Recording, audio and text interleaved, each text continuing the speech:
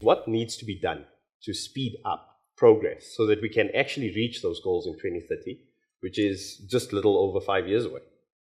We need to stop diagnosing and start acting. As the Secretary General in the clip you just watched indicated at the end, promises made must be promises kept.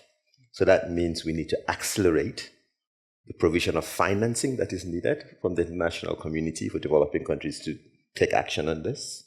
We need to look at ways of national governments, and in the South African context, mobilizing and allocating resources in the right way to address existential problems. Poverty is lagging behind, inequality is persisting, and unemployment is also a challenge. So what needs to happen is acceleration and transitions. You watched the video about the transitions that are needed. 6 have been identified because they're catalytic. And if we make progress on those 6, it has an impact directly on the rest of the 17.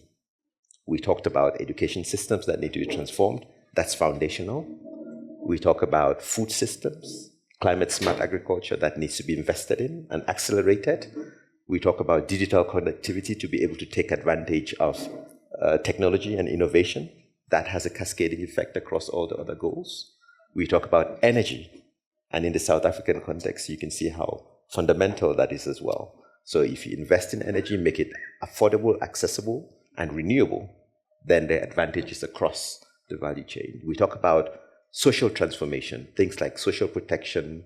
I talked about jobs. It's at the core of any thriving economy, if you can have jobs.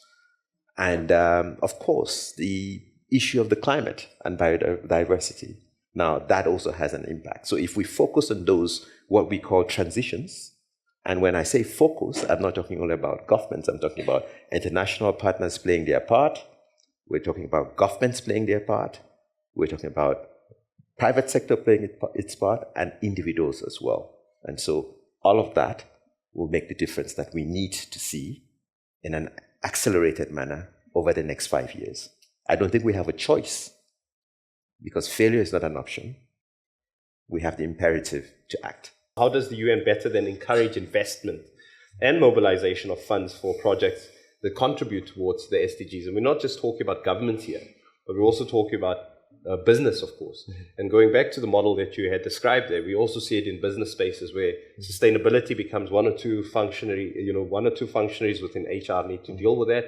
And then maybe Mandela Day will do something quickly. We'll scramble, do something quickly on Mandela Day. And for the rest of the time, is about what's happening on the balance sheet. So how does the UN then contribute towards that conversation and saying, this is something we need to take seriously? I mean, I think it's by shifting mindsets as well. Moving from corporate social responsibility and seeing doing good as something charitable to integrating that to the core of business. So not even corporate social responsibility or corporate accountability. Now there is the ESG, environment, social, and governance standards that businesses have to adhere to. At the UN, and we're also grateful to GIBS actually for hosting the UN Global Compact Network in South Africa. It's hosted here.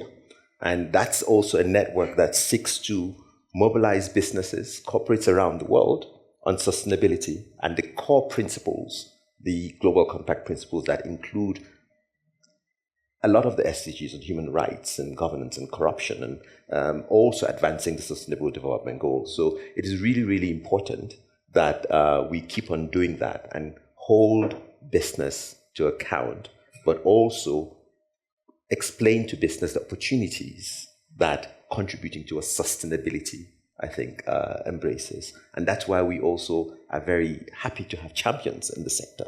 For example, Puti, thank you very much for joining this conversation and being also a leader in that sector. We also have one of my mentors, Geraldine Fraser-Moleketi, who's in the room, Tiger Brands Chair, also embracing this and driving the change from within business that is needed. And that's what we need to see going forward.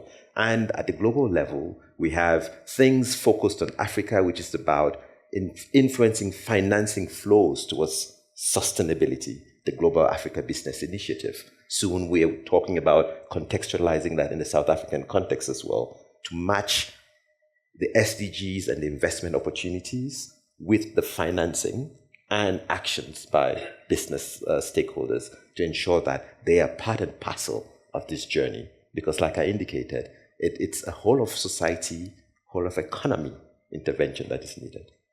What role does the UN play in ensuring and helping member states achieve as many, if not all, of those SDGs?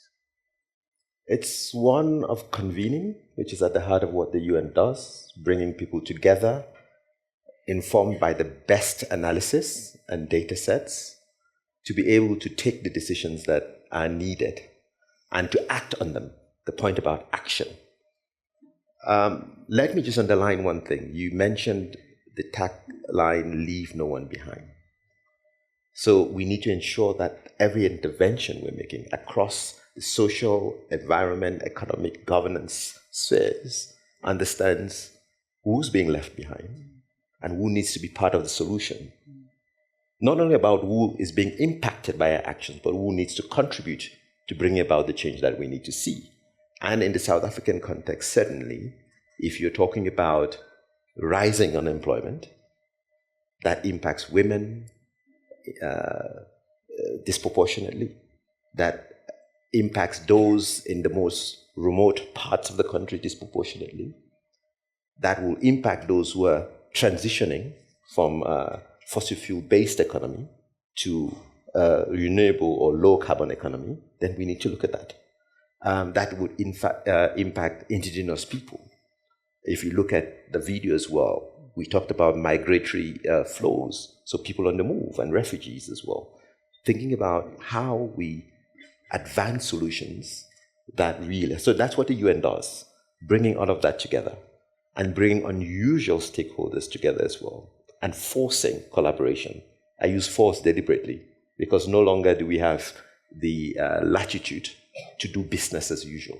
So we need to make sure people come together and try to be disruptive. The UN is not known to be advancing or advocating for disruption, but I think we need to disrupt the systems that brought us to where we are and work differently going forward. So that's what we're trying to do. Certainly that's what the UN country team in South Africa is trying to do, working with our colleagues across the world to try to bring about this change that is so very much needed. And there's a Summit of the Future that is coming up in September this year, where the Secretary General is working with the member states and their leaders to think through what sort of reinforced multilateral cooperation is needed to address issues of peace and security, sustainable development, not forgetting future generations. So really, there's a lot of work on being done, but as Vern also alluded to, enough talking, more action. And so it's really about how we also, as the UN, start holding stakeholders to account, and but giving them the pathways to transition and do things better.